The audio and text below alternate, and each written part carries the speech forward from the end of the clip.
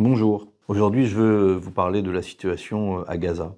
Plus de 50 000 morts et une nouvelle offensive annoncée par le criminel de guerre Netanyahou qui a un but très clair, qui est d'achever la logique génocidaire dans laquelle il est et d'annexer purement et simplement la bande de Gaza à Israël. C'est absolument inacceptable, comme le sont tous les crimes qui sont commis, comme l'étaient les crimes du 7 octobre, mais comme le sont tous les crimes commis, les crimes de guerre par l'armée israélienne depuis cette date, et ceux qui étaient commis avant l'étaient déjà.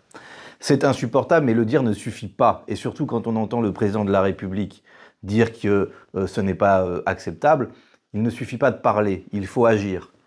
Il y a un accord commercial d'association entre l'Union européenne et Israël. Il ne doit pas seulement être vérifié ou contrôlé, il doit être suspendu immédiatement.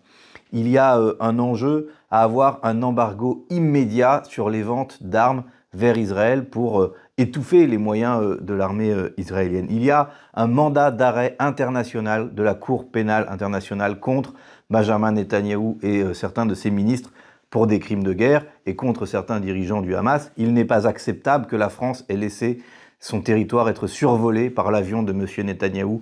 Il aurait dû être intercepté et arrêté.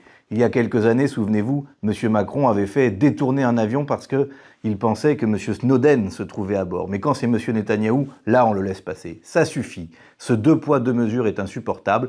La France doit agir, elle doit prendre des sanctions. Il faut reconnaître l'État palestinien, il faut convoquer le Conseil de sécurité de l'ONU, il faut stopper l'offensive criminelle de Netanyahou.